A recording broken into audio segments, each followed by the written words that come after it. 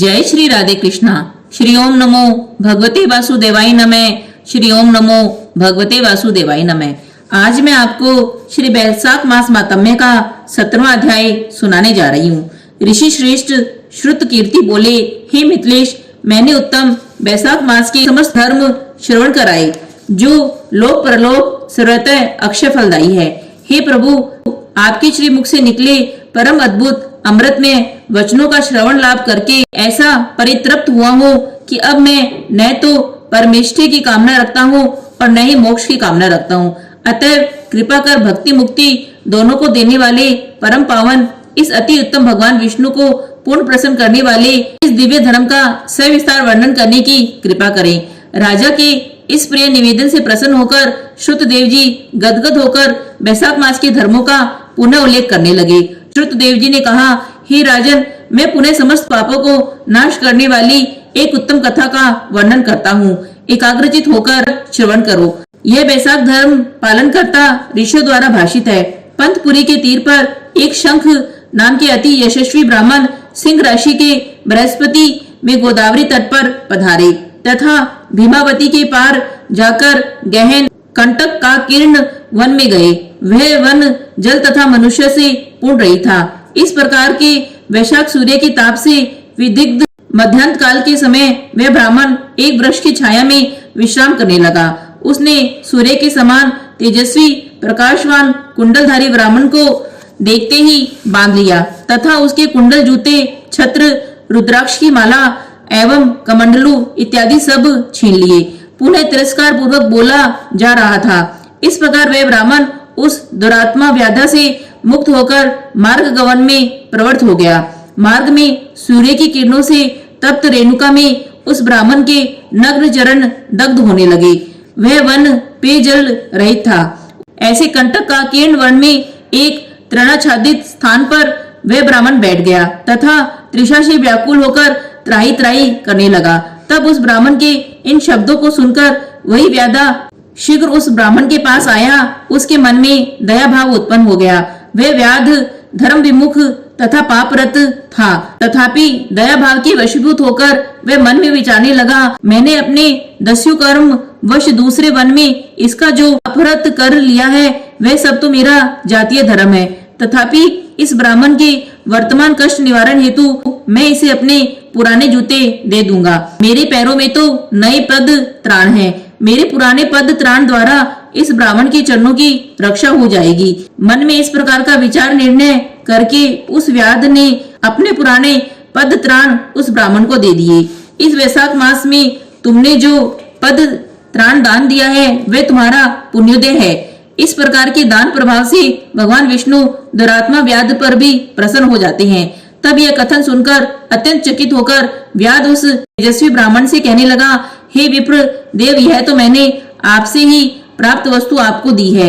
इसमें भला मेरा क्या पुण्य अर्जन है? हे विप्र, आपने बैसाख मास की प्रशंसा की है तथा कहा है कि इससे हरि भगवान प्रसन्न होंगे। तो कहिए कि यह बैसाख कौन है तथा हरि कौन है? कृपया यह समस्त वृतांत मेरे सम्मुख स्पष्ट कीजिए तथा बताइए कि यह धर्म क्या है तथा इसका फल क्या है। व्याध के निश्चय निवेदन से शंख को प्रसन्नता हुई और संतोष हुआ। इसके पाप में तथा दुर्बुद्धि ग्रस्त जीवन के लिए तो यह एक स्वभाव विपरीत व्यवहार है। अन्य धर्मों के पालन करने का पुण्य फल दीर्घ काल में प्राप्त होता है, परंतु बैसाख मास में पालन किए गए धर्म बड़े चमत्कारी है। इसका फल तत्काल प्राप्त होता है। विष्णु को इस उत्तम बैसाख मास में धर्म सर्वाधिक प्रिय है। मात्र इस मास के धर्मों का पालन करने से विष्णु भगवान प्रसन्न होते हैं। इसके बराबर बड़े यज्ञों, तपो तथा दानों इत्यादि से भी वह इतने प्रसन्न नहीं होते। हे व्याध, इस पवित्र बैसाख मास में तुमने मेरे शरीर को सुख देने वाली तथा चरणों की रक्षा करने वाली चरण पादुका मुझे दी है। तुम्हें सुख सौभाग्य प्राप्त होगा जब तुम्हारा कल्याण होगा। ब्राह्मण शंख जब व्याध से इस प्रकार कह रहे थे, तभी मृत्यु से प्रेरित एक अत्यंत बलशाली व्याघ्र व्याधा के वध को उद्यत होकर तथा क्रोधित होकर वेग पूर्वक व्याधा की ओर बढ़ते हुए उसे बीच में ही देवकल्पित नामक हाथी मिल गया। उस गजराज को देखकर सिंह व्याधा को छोड़कर उसे ही मारने का भारी प्रयास करने लगा। भयानक रूप से लड़ने के बाद दोनों ही अत्यंत श्रम क्लांत होकर गिर पड़े तथा देर तक पड़े पड़े एक दूसरे की ओर देखते रहे। उस वैशाख मास मातम्य की जो कथा ब्राह्मण शंख व्याध को सुना रहे थे वह इन दोनों ने भी सुन ली। तब पाप मुक्त होते ही दोनों पशु योनि को त्याग कर हाथी और शेर के शरीर से मुक्त होकर दिव्य काया धारण करके स्वर्ग गमन कर गए। वैशाख धर्मों के उपदेश के उपदेशक शंख जी के मार्ग में आकर व्याग के समीप उन्हें देखकर आदर पूर्वक प्रश्न करने लगे, आप कौन हैं? दिव्य कायाधारी सिंह और हाथी के ऐसा प्रश्न करने पर शंख जी भी विस्मित होकर उन दोनों से प्रति प्रश्न किया, तुम दोनों कौन हो? कारण ही वन में क्यों एक दूसरे के प्राण लेने के लिए कटिबद्ध हो गए थे तथा तुम दोनों ने किस प्रकार शरीर त्याग दिया?